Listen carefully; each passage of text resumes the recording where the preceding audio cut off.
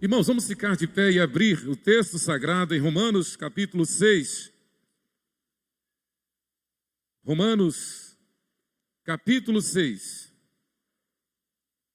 O capítulo 6 de Paulo aos Romanos é uma demonstração clara da nossa libertação do pecado pela graça e para viver na graça. E Paulo usa algumas figuras, faz algumas analogias do Antigo Testamento de uma forma bem didática, como veremos. Nós leremos todos juntos.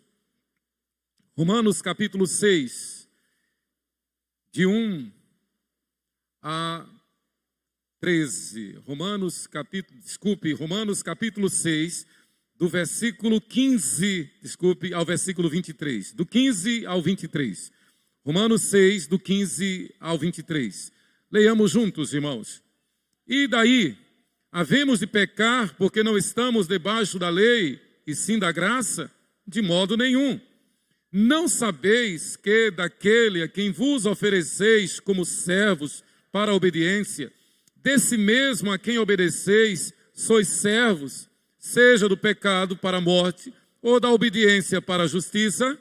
Mas graças a Deus, porque outrora escravos do pecado, contudo viestes a obedecer de coração à forma de doutrina a que fostes entregues. E uma vez libertados do pecado, fostes feitos servos da justiça. Falo como homem, por causa da fraqueza da vossa carne. Assim como oferecestes os vossos membros para a escravidão da impureza e da maldade, para a maldade, assim oferecei agora os vossos membros para servirem à justiça, para a santificação. Porque, quando erais escravos do pecado, estáveis isentos em relação à justiça. Naquele tempo, que resultados colhestes? Somente as coisas de que agora vos envergonhais, porque o fim delas é morte. Agora, porém, libertados do pecado, transformados em servos de Deus, tendes o vosso fruto para a santificação e, por fim, a vida eterna.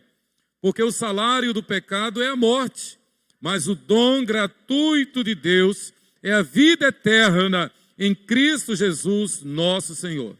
Amado Deus e eterno Pai, te louvamos pela tua palavra e submissos a ti, submissos à tua soberania, nos humilhamos diante da tua palavra, pedindo que o Senhor grave a tua palavra em nossa mente e em nosso coração. Que o Senhor nos molde, nos lapide, nos transforme, nos santifique pela tua palavra. Como disse o Senhor Jesus na oração sacerdotal, assim nós oramos. Pai, santifica-nos na verdade. A tua palavra é a verdade. Em nome de Jesus, amém. Podeis sentar. O apóstolo Paulo está doutrinando a igreja em Roma, lembrando a igreja que agora, tendo conhecido o Senhor Jesus, tendo conhecido o Evangelho, que então era chamado pelo povo do caminho, era o Evangelho, a doutrina de Jesus era considerada uma seita, tanto pelos judeus como pelos romanos. Lembremos-nos que estava iniciando o trabalho. Não havia a Bíblia, não havia nem o texto da Torá, que era uma propriedade exclusiva dos rabinos, dos mestres judaicos. Naturalmente não havia o Novo Testamento, claro. O Novo Testamento só foi compilado, só foi completado quase 150 anos depois do nascimento de Jesus. Está surgindo então um movimento, repito, chamado de o povo do caminho. Muitos dos que evangelizaram e formaram a igreja em Roma foram daqueles que estiveram em Jerusalém no dia de Pentecostes e ouviram a mensagem do Evangelho através do apóstolo Pedro. Muitos destes que formaram a igreja em Roma estavam lá em Jerusalém. Foram daqueles quase 3.000 homens que ouviram a voz do Evangelho e se entregaram a Jesus. Então eles estão começando. Eles estão animados, eles estão esperançosos com a mensagem do Evangelho, com a voz do Evangelho. Eles estão sendo moldados, líderes estão orientando, doutrinando. Mas pensem na dificuldade. Basta nós pensarmos na dificuldade de pastorear a igreja, de disciplinar a igreja, de conduzir a igreja hoje, com todo esse aparato que nós temos. Imagine no início. Então a tendência forte era de abraçar o caminho, abraçar o Evangelho, animar-se com a mensagem do Cristo crucificado, mas manter os mesmos costumes, manter as mesmas tradições judaizantes ou até mesmo idólatras de Roma, trazidas do romanismo. Então havia muitos, como ainda hoje há, que imaginavam que podiam ser cristãos, mas ao mesmo tempo ter um ídolo, ter uma imagem de escultura. Ser cristãos, mas segurar-se, imaginar que a segurança estava em cumprir a lei judaica. Diziam assim, por exemplo: muito bem, nós aceitamos a mensagem do Evangelho, aceitamos a mensagem do Cristo, mas é preciso dar uma força, é preciso guardar o sábado, é preciso obedecer aos mandamentos à risca, é preciso ser legalista. E agora o Evangelho diz: não, Cristo nos libertou da lei. O alvo é Cristo, a mensagem é Cristo. Então Paulo, ele faz uma série de analogias, como por exemplo, ele compara, ele chama a atenção para mostrar o chamado de Abraão, capítulo 5, capítulo 4. Ele mostra no capítulo 5 que nós somos justificados pela fé, não pela vista. Que nós somos santificados, que nós somos libertados pela graça, a graça em Cristo Jesus somente. Ele faz a comparação entre Adão e Cristo. Outrora, antes da vinda de Cristo, havia uma segurança em Adão, mas agora havia a ideia de que bastava melhorar a vida da forma como Adão vivera. Então, já que Adão desobedeceu, eu vou tentar obedecer por si, mérito humano apenas. Paulo diz: isto é impossível. Veja o que ele diz no capítulo 5, no versículo 12. Portanto, assim como por um só homem entrou o pecado no mundo, e pelo pecado a morte, ou seja, não há possibilidade de vida, de salvação, onde reina a morte, onde não há garantia de ressurreição. Então não confiem em Adão, não confiem na lei. Venham para a graça, esse é o chamado. Venha para a graça.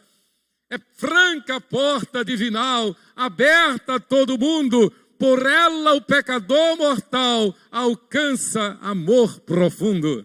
É esta a ideia, é esta a tese de Paulo. Romanos 5,12. Então entrou o pecado através de Adão, a morte entrou através de Adão. E versículo 13, porque até o regime da lei havia pecado no mundo, mas o pecado não é levado em conta quando não há lei. Então, mais uma vez, Paulo reforça a tese: não tentem justificar-se na lei, porque a lei simplesmente condena. A lei simplesmente diz: você não tem jeito, você está morto. É preciso lembrar e fazer um parênteses de que os fiéis salvos pelo Messias, por Cristo, no Antigo Testamento, o foram justamente porque eles entenderam que a lei era apenas um aio, um jugo que apontava para o Messias. Houve salvação desde Gênesis capítulo 3. E os salvos do Antigo Testamento foram salvos porque eles não confiaram na lei, eles entenderam que a lei era apenas um aio, um jugo. Era apenas um jugo para mostrar que o Messias prometido em Gênesis 3, versículo 15, ele sim esmagaria a cabeça da serpente. Louvado seja Deus por isso. Então, a graça é que salva, tanto no Novo como no Antigo Testamento. A lei é apenas para dizer: você não tem jeito, você está condenado. É a tese de Paulo aqui.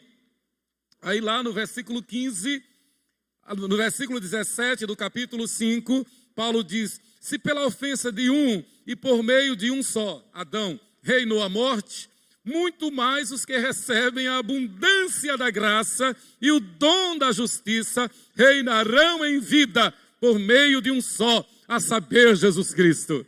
Só há salvação em Jesus, só há esperança em Jesus, só há vida em Jesus, só há alegria em Jesus. E em Jesus nós temos a segurança, a confiança de que não morreremos. Ontem, no culto da esperança, de despedida do corpo da nossa irmã, membro da nossa igreja, Maria de Lourdes Almeida Santana, nós tivemos a oportunidade de pregar o evangelho e dizer àquele povo ali: olha, quando a pessoa entrega a sua vida a Jesus e parte para a eternidade, nós não precisamos fazer prece pela sua alma, nós não precisamos orar, nem rezar por quem já faleceu, porque isso não tem valor nenhum. É uma farsa, é uma heresia. Nunca, jamais, nenhuma prece, nenhuma oração, nenhuma missa teve qualquer efeito, qualquer valor por quem já faleceu. A Bíblia diz: depois da morte, segue-se o juízo. O pó volta à terra como era e o espírito volta a Deus que o deu. Jamais, ninguém pode mudar o quadro, a situação de quem já partiu desta vida para a eternidade. Nem o Senhor Jesus fará isto. Nem o Senhor Jesus mudará. A Bíblia diz: hoje, se ouvirdes a voz de Deus, não endureçais o vosso coração. A Bíblia diz: creia no Senhor Jesus para serdes salvos, e será salvo tu e a tua casa.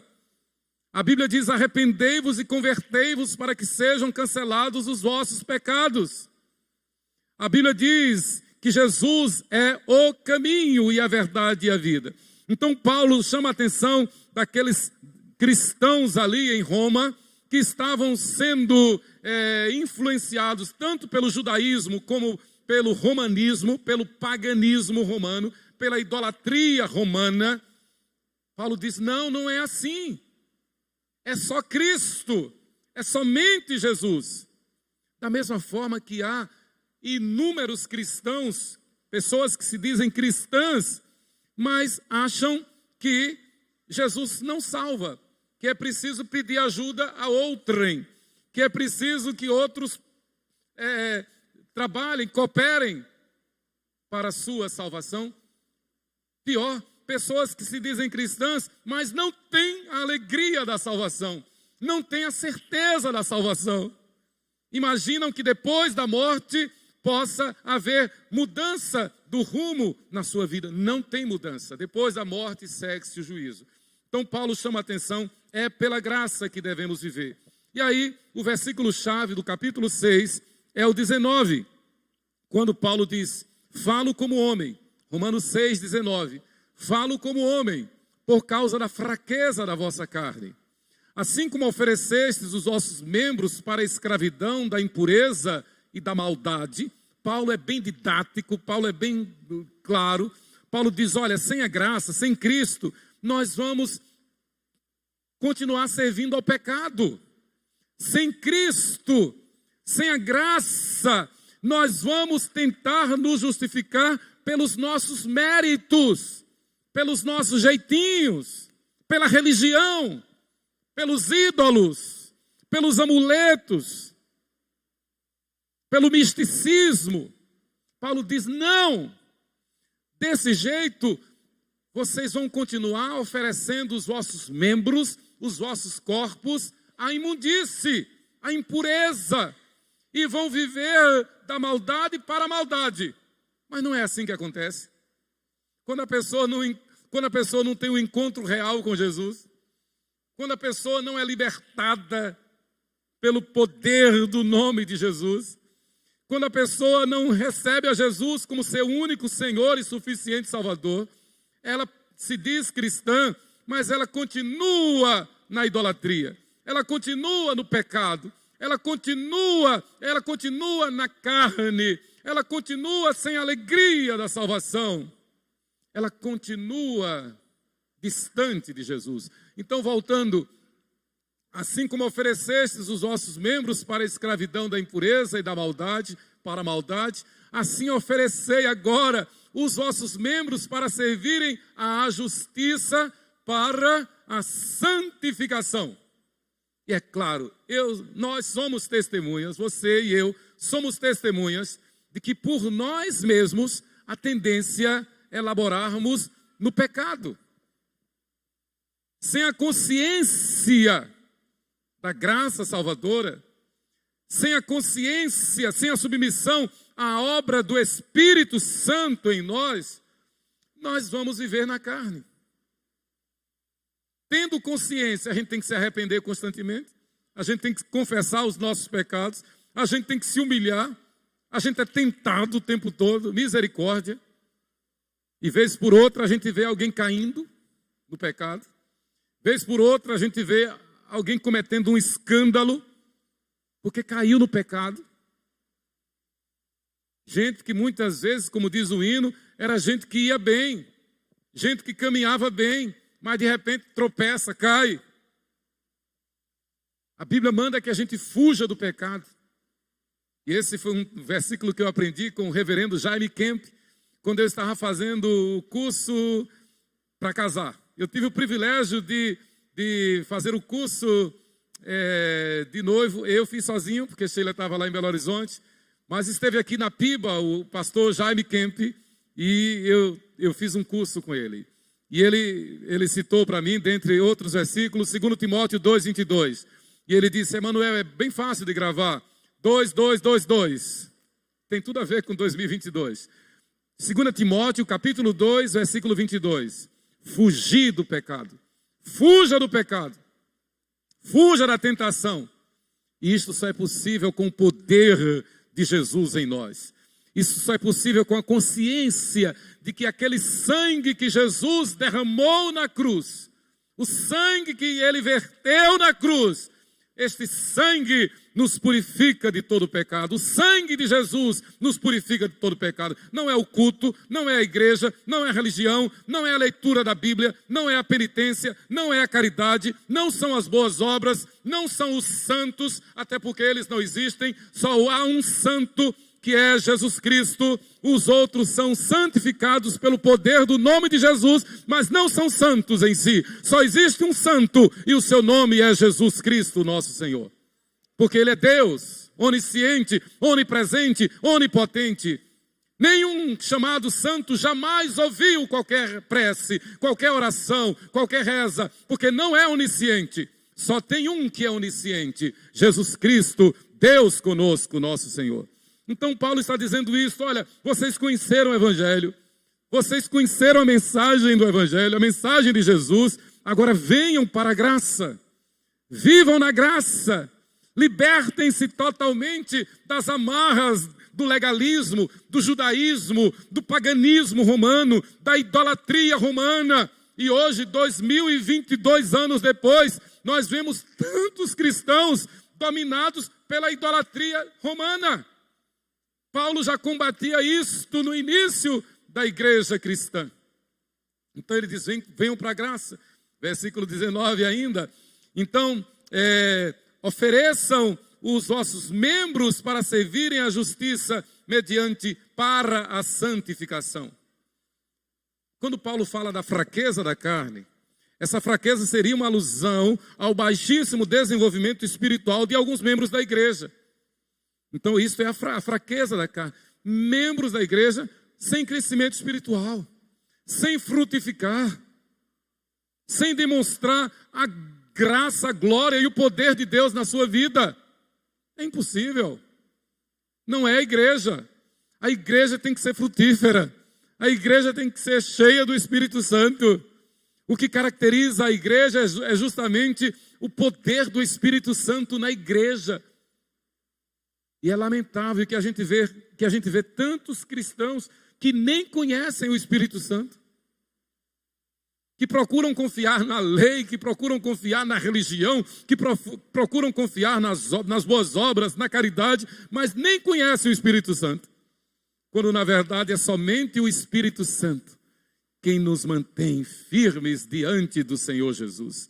Então, quando Paulo fala da fraqueza da carne, ele está fazendo essa alusão àqueles crentes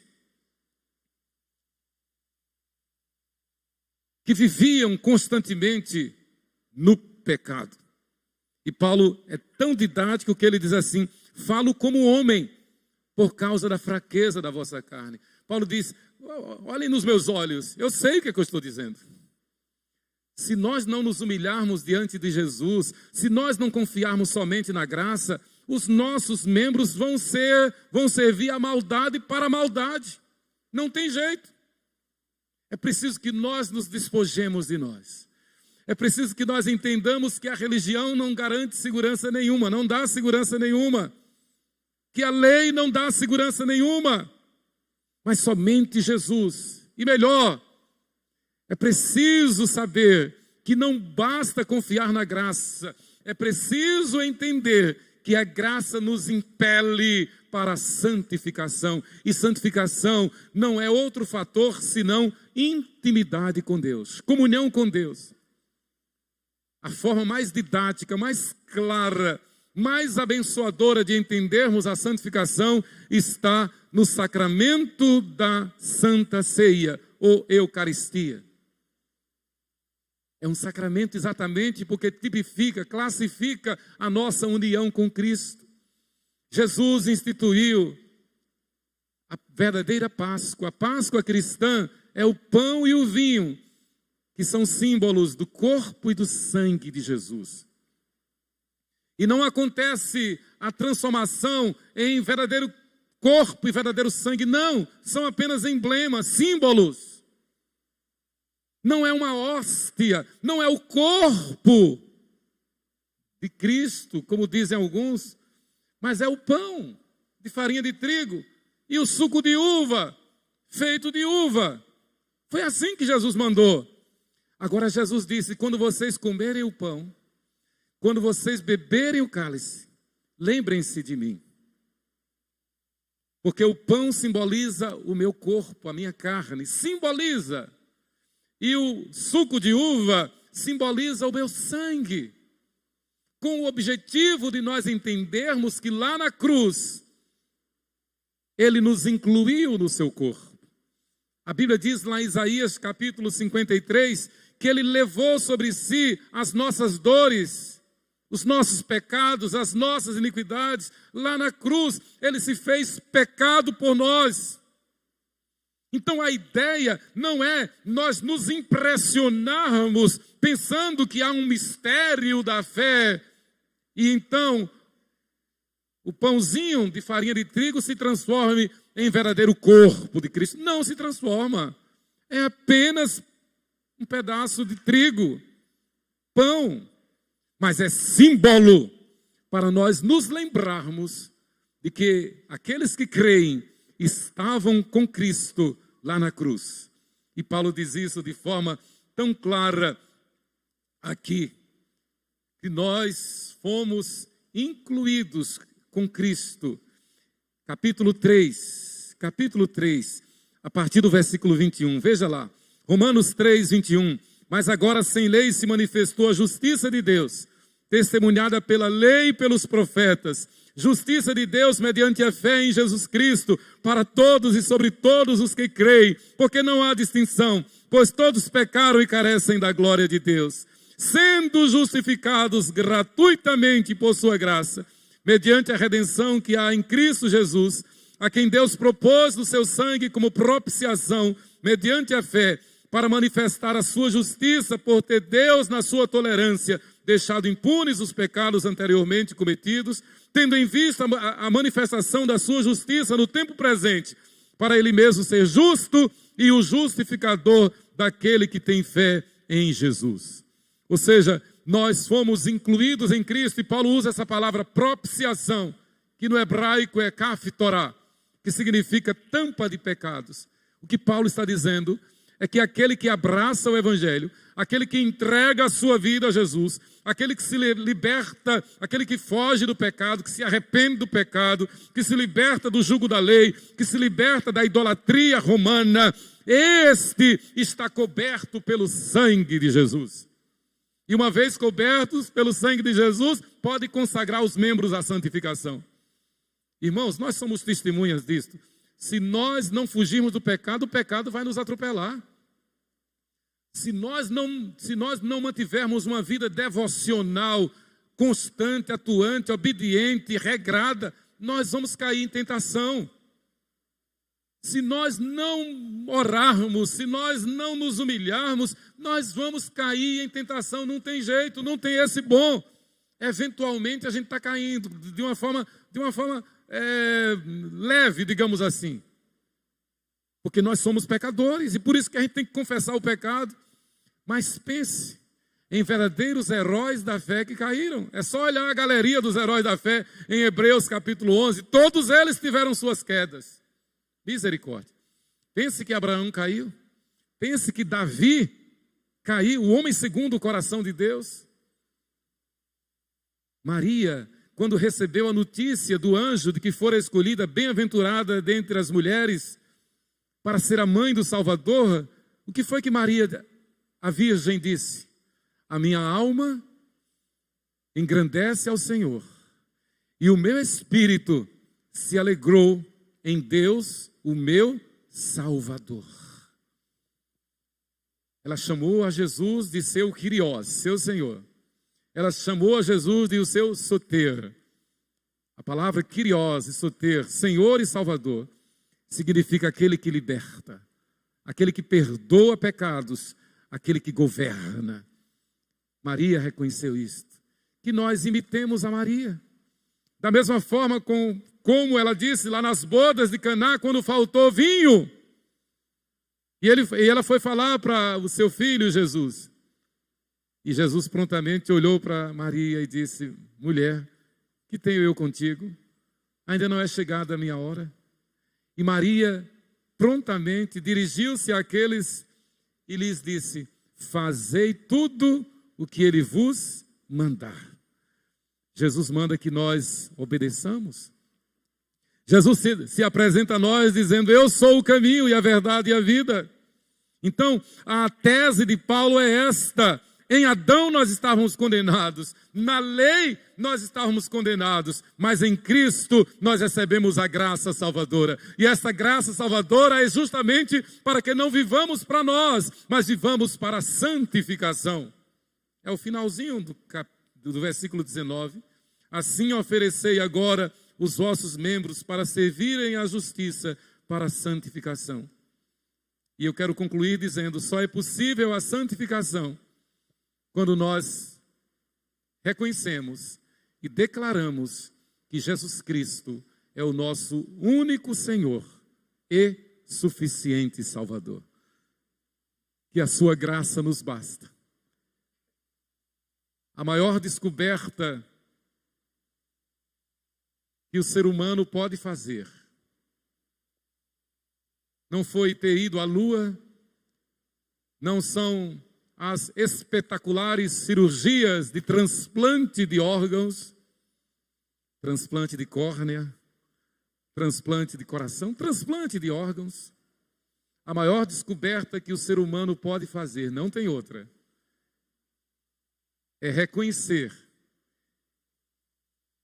que lá na cruz o Senhor Jesus morreu no seu lugar. E eu gosto de dizer que lá na cruz Jesus citou diante do Pai o meu nome, o meu CPF, o meu RG, citou o meu DNA. Ele pode fazer isso, Ele é Deus. Ele citou o código genético. Eu estou morrendo no lugar de Alain, no lugar de Benício, no lugar de Levi, de Cleiton, de Adilson, de Ari, de Emanuel. Eles morreu no lugar de todo aquele que nele crê. Lá na cruz Jesus citou o teu nome. Se você crê, você tem a alegria da salvação. Creia nisto. Então aqueles cristãos abraçaram a mensagem do Evangelho, que é maravilhosa, que é linda. Imagine o Sermão do Monte, eles se empolgaram, eles passaram a ser chamados de o povo do caminho. Mais adiante eles foram apelidados de cristãos, pequenos cristos. E a ideia inicial dos que colocaram o apelido foi para humilhar, foi para dizer: vocês não têm personalidade, vocês seguem aquele homem lá, o Cristo. Louvado seja Deus por esse apelido. Nós somos cristãos, sim. E a etimologia da palavra no grego é Cristos em miniatura. Louvado seja Deus. O Senhor quer que nós sejamos seus imitadores.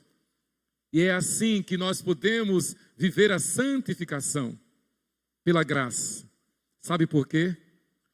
Porque sem santificação ninguém entrará no céu. Não tem choro, nem vela, nem fita amarela. Somente pelo sangue de Jesus é que se pode entrar no céu. E só se entra no céu quem for encontrado pelo Senhor vivendo em santificação. Porque, como diz o escritor da Epístola aos Hebreus, segui a paz com todos e a santificação, sem a qual ninguém verá o Senhor. E eu quero concluir lembrando do que significa santificação. Santificação significa justamente separar-se do pecado. E separar-se de tudo aquilo que impõe o pecado. Separar das tentações da carne, fugir das tentações, fugir do falso evangelho, fugir da idolatria. A Bíblia diz isso muito claro, fugir da idolatria. Uma das experiências, Sheila diz: Emanuel, você conta muita história de Itabuna, é que eu passei muito tempo lá em Itabuna, não tem jeito, mas a experiência do diácono, Célia, e agora esqueci o nome dele. Mas ele foi para uma igreja. E lá naquela igreja foi lido 1 Coríntios capítulo 10. E lá no finalzinho diz: fugir da idolatria.